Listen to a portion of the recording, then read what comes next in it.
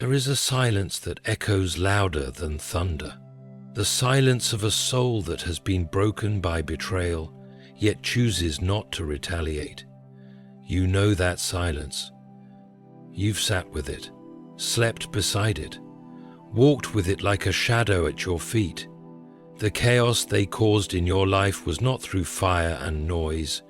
It was subtle, cunning, and cruel. It was in the way they twisted your words, manipulated your kindness, and mocked the serenity you once carried within your spirit. They shattered your peace like glass beneath their boots, not by accident, but with intention. And when the pieces of you lay scattered, they didn't stop to help you rebuild. No, they walked away, maybe even smiled while doing so, because for them the noise inside your soul was entertainment. Your pain was the price of their pride. But here's a truth the world often forgets. What they send into your life never leaves them untouched. Chaos may begin in your life, but it does not end there. When God allows someone to harm a soul, He cherishes. He is not absent. He is observing. He is recording. And when the time is right, not a second too soon or too late, He orchestrates a return, not out of revenge, but out of justice. Divine balance demands that what they gave is what they must feel, and the peace they disrupted will become the very thing they beg for, but cannot find. They called you dramatic when your spirit trembled. They labeled you weak because you didn't fight fire with fire. But they did not understand that your stillness was not surrender. It was sacred. It was faith. It was restraint. And it was divine trust that the same God who watched you weep in silence would someday allow the storm to rage in their direction, with every drop of chaos reflecting the hurt they handed you. There are people who underestimate the damage they cause simply because the effects are not immediate. They forget that spiritual wounds bleed inward, that the war they started in someone else's heart may take time to show, but it does show, and God sees it all.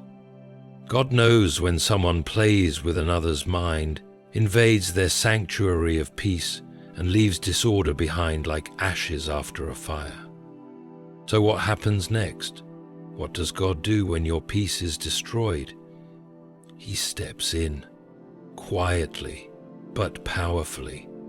He begins with their restlessness. Sleep escapes them. Then their joy turns to confusion. Their confidence becomes paranoia, and the very calm they stole from you becomes the storm that surrounds them. Not to destroy them, but to teach them. To make them feel, not just know, what they've done.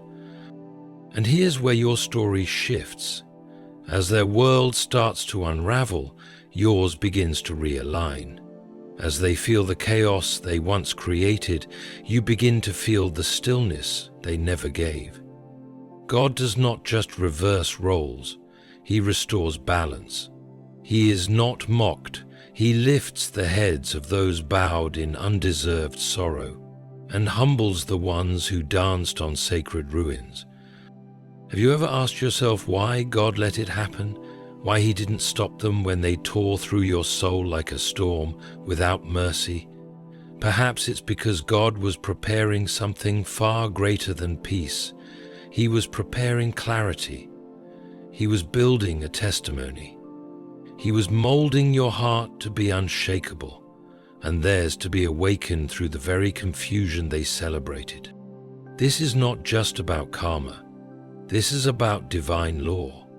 The seeds they planted in your life are now bearing fruit in theirs. The noise they caused in your mind is now the noise in their nights. And as they chase after calm, they begin to realize that peace is not found by stealing it from others. It is found by never wounding it in the first place. So if you're watching and wondering if they'll ever understand the damage they did, trust that they will. God will let them feel the chaos, not to break them, but to bring them to the same place they left you in, the place where peace once lived. And maybe, just maybe, that chaos will become their teacher. Because what they ruined in you, God will rebuild. And what they built through your suffering, God will collapse. God allows chaos to enter the lives of those who destroyed peace as a mirror to their actions. When someone makes a choice to disturb the peace of another soul, not by accident, but with intentional coldness, they set emotion into the spiritual realm that does not disappear. It is not forgotten, ignored, or brushed away by heaven simply because the world moves on. Heaven watches, and though it may seem delayed, there comes a time when God permits chaos to walk into the very life that once delighted in creating disorder. Not because God is cruel, but because He is just. There is a spiritual mirror that begins to form when harm is done to the innocent, a reflection that slowly reveals the weight of what they have done. And it does not show up with grand announcements. It slips in, silently and surely, the same way they crept into your peace and turned it into confusion, the same way they spoke sweetly while planting destruction. Now they begin to live in the house they built for you. Chaos in their life doesn't always look like screaming matches or obvious calamities. Sometimes it's the small, inexplicable unrest that follows them wherever they go. Things don't work out like they used to. Conversations feel off. People begin to misunderstand them. What once came easily now requires exhausting effort, and still, they do not know why. They don't realize yet that the mirror has turned toward them, and what they see is not coincidence, but consequence. God doesn't act out of revenge. His justice is not petty.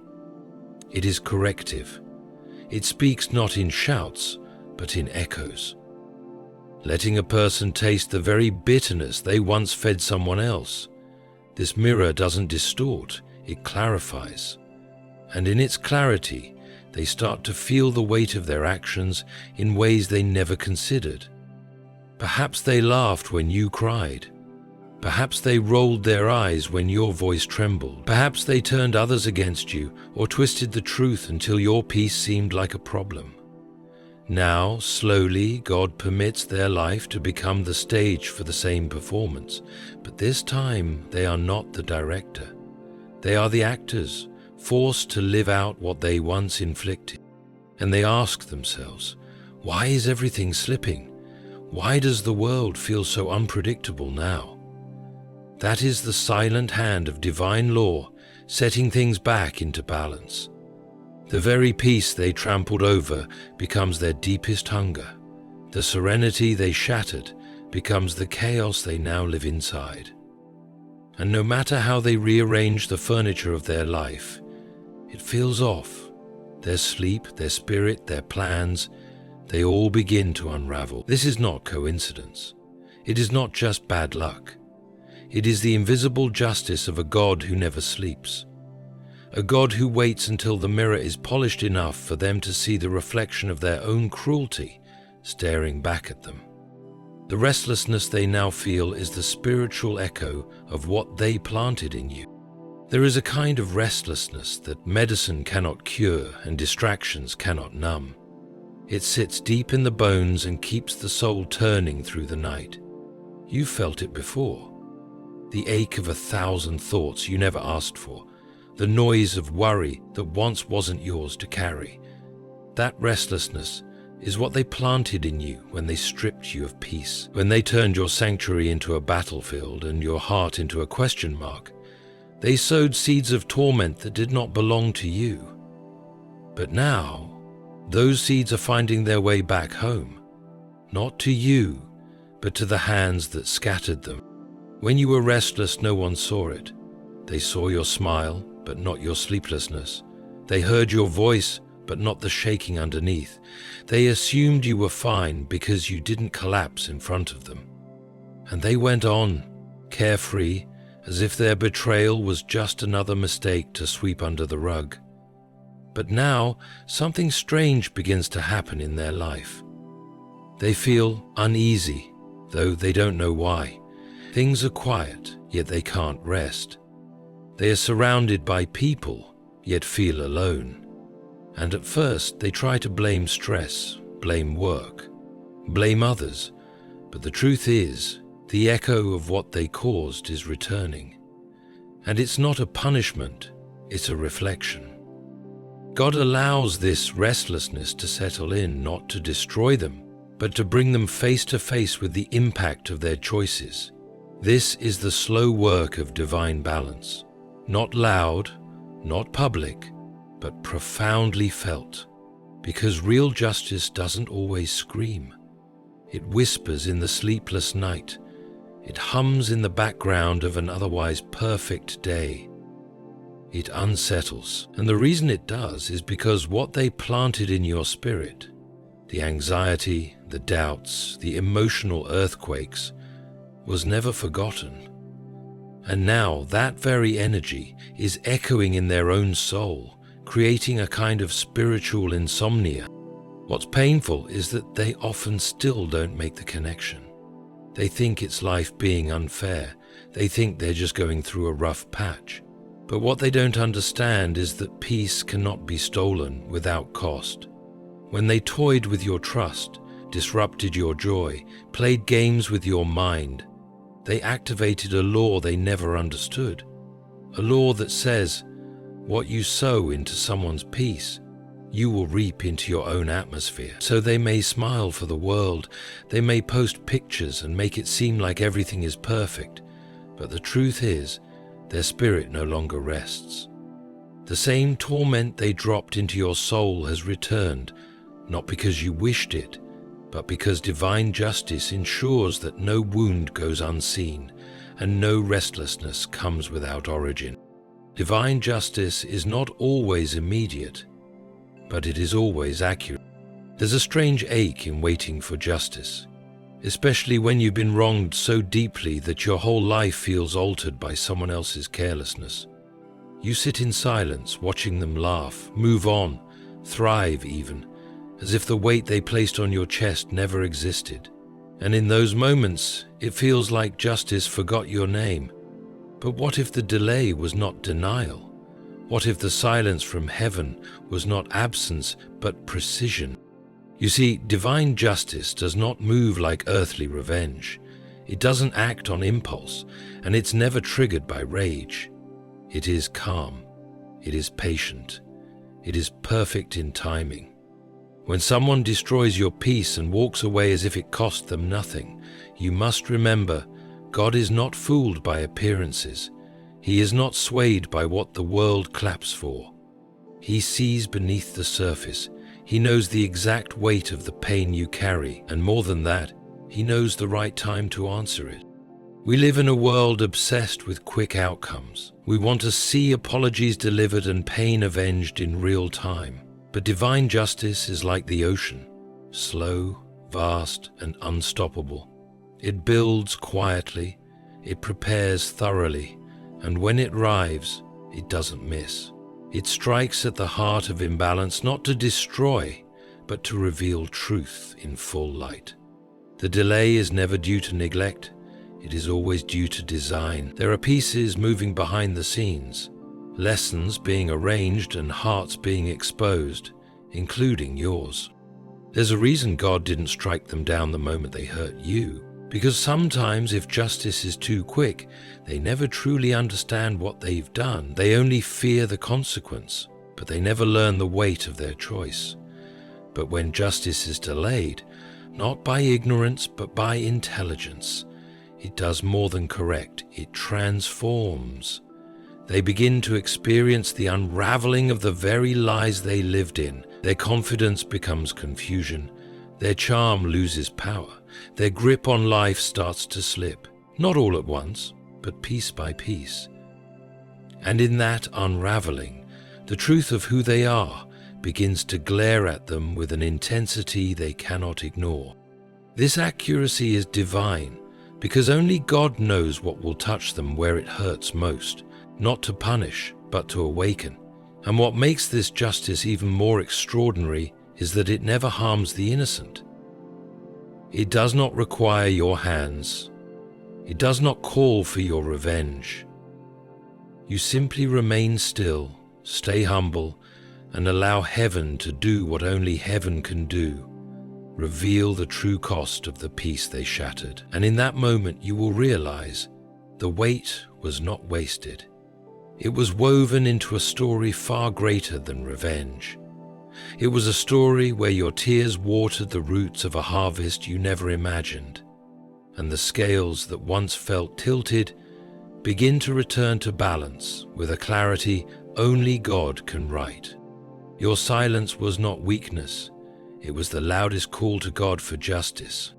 There are moments when you wanted to scream, moments when you stood in front of someone who harmed you and swallowed every word your heart begged you to say. Not because you didn't feel anger, but because something inside you whispered, "Be still." You chose silence, not because you were powerless, but because you knew power used without purpose is just noise. And so you let them speak. You let them spin their story. You let them think they had won. But what they never understood is that your silence was sacred. It wasn't surrender. It was a signal to heaven that you were not going to fight fire with fire, a signal to God that you trusted Him more than you trusted your emotions. And when God hears silence from a wounded heart, it speaks louder than any cry for help.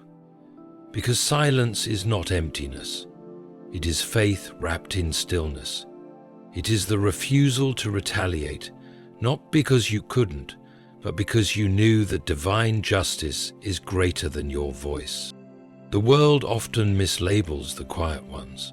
They say you're timid, naive, easy to manipulate. But what they fail to see is the courage it takes to say nothing when every part of you aches to scream. You were not weak. You were aligned with something higher. Your silence was a weapon sharper than any insult they could have thrown. Because while they mocked, schemed, and celebrated your downfall, heaven was listening, and God does not ignore the cries that come without sound. Your silence was never passive, it was strategic. While they moved with arrogance, thinking they had the upper hand, you stood still, and that stillness created space for God to move. That's the beauty of sacred silence. It removes your hands from the battle so God can step in with His, and He does, slowly, surely, powerfully. He begins to rearrange the very story they thought they controlled. Their lies start to collapse under their own weight. Their plans begin to fail without clear reason. Their confidence turns into unrest. And all the while, you remain quiet. Not because you're defeated, but because you're protected. There is no need to argue when heaven is on your side. There is no need to prove yourself when the one who sees all is your witness. Let them think you're silent because you're scared. They don't need to know that silence is where God sharpens His justice. Let them believe you were too afraid to speak. They don't understand that the one who speaks for you is not done writing your story. So now, when they walk through confusion, when their world starts to crumble, they won't hear your voice shouting revenge. They'll feel your silence, still there, echoing with the power of heaven behind it. Because that silence they once mistook for weakness was actually the thunder of a prayer answered. A divine response not born from rage, but from restraint. And that restraint became your loudest cry for justice, and heaven heard every bit of it. There are people who walk into your life not to stay, not to love, not to grow alongside you, but to break something delicate inside you. They shatter your peace, disturb your trust, and leave fingerprints on the places of your heart that were never meant to be touched with cruelty. And when they go, you are left with a mess they won't clean up. They move forward, untouched and unbothered, while you are forced to navigate through the ruins of what once felt safe and sacred. But here lies a mystery only God can write. The same ruins they left behind can become the foundation of a new strength you didn't even know you were capable of carrying. You see, when someone breaks you, they believe they've ended something in you. But with God, brokenness is never the end. It is the beginning. He doesn't discard the shattered pieces. He collects them carefully, patiently. Like a master craftsman with infinite wisdom, he starts to reconstruct not what you were, but who you were always meant to become. And every part of you that was crushed by betrayal becomes a part of the blueprint for your spiritual awakening. What they thought they ruined was actually the doorway to your resilience. They thought they could weaken you by attacking the parts of you that were soft, kind, open, trusting. But God took that pain and used it to toughen your roots. He didn't let you become bitter. He made you bolder, not cold, but clearer. He allowed the heartbreak to become a holy fire, burning away illusions, false friendships, naive expectations. What emerged was not a victim, but a warrior forged in the quiet furnace of suffering. It's strange how God uses wounds as instruments. The very spot where you bled now becomes the place where others will find healing through your wisdom. The very words they used to humiliate you now echo as testimonies of what you overcame. And the anxiety, the fear, the sorrow, those things are not erased, but transformed. God turns them into sensitivity, into discernment, into grace. You become someone who no longer trusts blindly, but sees deeply, someone who carries scars, not as signs of defeat, but as symbols of survival. And perhaps the most powerful part of it all is this. What they broke in you becomes the very thing they envy later. The strength you now walk in, the peace they tried to shatter but couldn't erase. It shines. They see it. And they realize they didn't destroy you, they forged you. Without meaning to, they helped God carve out of you a character that cannot be duplicated. They were the hammer, but God was the hand, and every hit they made only revealed more of the masterpiece. When God steps into the picture, he does not merely correct the injustice, he rewrites the entire narrative. He doesn't just bring you back to where you were before they hurt you. He takes you further, higher, deeper. This is the nature of divine restoration. It does not settle for balance. It seeks elevation. You weren't meant to just survive what they did to you. You were meant to rise from it with a grace they can neither understand nor reach. They thought they pulled you down, that their betrayal marked your downfall, but God saw something entirely different. He saw the opportunity to lift you beyond their reach, to take the very moment they meant for harm and use it as a platform for your transformation. And that elevation doesn't always begin with applause or recognition. Often it starts in private, in the healing you feel when you stop needing their apology, in the peace that returns when their name no longer carries power. Elevation is a spiritual event before it becomes a visible one. God works beneath the surface, restoring your confidence, renewing your mind, reigniting your purpose. You start to dream again, smile again, believe again. And all of this is happening while they assume they've won. But what they don't see is that your silence was the seed. Your endurance was the water, and God's justice is now the sunlight pulling you out of the soil they buried you in. And when you begin to rise, it's not just about proving them wrong, it's about fulfilling what God always knew was in you. Your elevation becomes a message, not of revenge, but of redemption.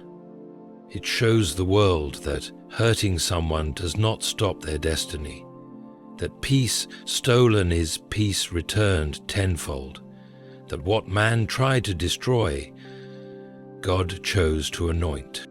There is a sacred shift that happens when the wounded are lifted. It unsettles those who are comfortable watching you suffer. It confuses those who expected you to stay in the shadows of pain.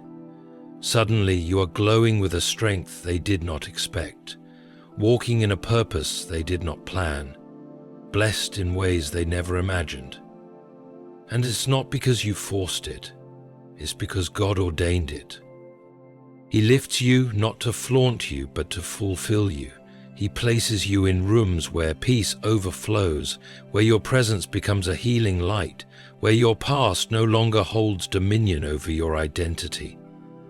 You don't have to explain your pain anymore. You don't have to defend your worth. God's elevation does that for you. It speaks on your behalf, and those who once looked down on you now look up, not out of admiration, but because they can no longer deny the divine fingerprints all over your life. There is a sacred law woven into the fabric of heaven that few understand until they are either restored or ruined by it. This law is not written in ink or carved into stone. It is spiritual, invisible, and yet more permanent than any decree passed by man. It is this: what is stolen from a child of God never leaves the thief untouched, and what is lost by the faithful returns in greater measure. When someone deliberately disrupts the peace of a soul that walks with God, they don't simply create noise, they activate a divine response. And it is not always immediate, but it is always certain. You didn't deserve to have your peace broken. You weren't the one playing games, hiding secrets, speaking lies, or stirring conflict. You offered love, honesty, presence, and in return they gave you silence, deception, manipulation. They interrupted the quietness of your mind and turned it into a battlefield of self-doubt. But here's what they didn't know. When they touched what God had covered, they wrote a sentence over their own spirit. The moment they violated your peace, they signed a contract with chaos they could neither see nor escape. God doesn't just observe betrayal, He responds to it. And He responds in His own timing, with layers of precision that are terrifyingly fair. The thief who took your peace may have appeared to walk away without consequence, but look closer, not with your eyes, but through the lens of faith. Their laughter has grown shallow. Their confidence is now armor over a restless soul. They carry an agitation they can't name and a heaviness they can't shake. Because peace cannot be stolen. It can only be borrowed. And borrowed peace always demands repayment with interest. What's beautiful, though, is what happens on your side. You don't just get back the peace they tried to erase, you receive a double portion. God doesn't merely return what you had, He adds to it. Because restoration with God always includes reward. You'll find that the next season of your life is filled with a deeper kind of peace, one not so easily shaken. You'll carry discernment where you once carried naivety, wisdom where there was once blind trust, stillness where there was once anxiety. This new peace is not fragile, it is forged. And it's not just about what you feel, it's about what they can no longer possess. The one who sowed chaos now reaps it. The one who fed on your discomfort now drowns in their own confusion. And while you sleep better, love deeper, and move wiser, they wander, restless, because God will never let the soul of His child remain in ruins. He always rebuilds, always repays, always restores. But the one who caused the fall, they are left with the debris they once handed to you, and there's no escape from that. So don't chase justice. Don't waste your energy trying to make them understand what they did. Let peace be your revenge. Let healing be your answer. Let God finish what they started. Because while they thought they could destroy something inside you, they were merely planting the roots of a peace too powerful to be shaken again. And when it returns, it will not only heal you, it will haunt them. Because the peace they tried to destroy is now the very thing they cannot find. And now, look at what God has done. Not in spite of the chaos, but because of it. Not apart from the suffering, but through it. He has allowed every broken moment to become a thread in the greater tapestry of your redemption. You were once silent, hurt, aching in places no one could see, but today you stand surrounded by a peace they thought they had the power to take forever. The same God who watched them tear at your soul is the one who kept the receipts. He heard the things they said behind closed doors. He saw the betrayal they hid behind smiles. He felt the weight they dropped on your chest and the loneliness that followed. And he did not forget. He did not overlook. He did not abandon. He waited. And when the time was right, he let the storm they created return home to them. Not because he hates them, but because he loves justice. Because he loves you. And because divine order cannot be mocked, it must be fulfilled.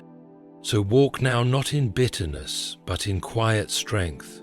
Rest, not in the memory of what they did, but in the beauty of what God has done with it.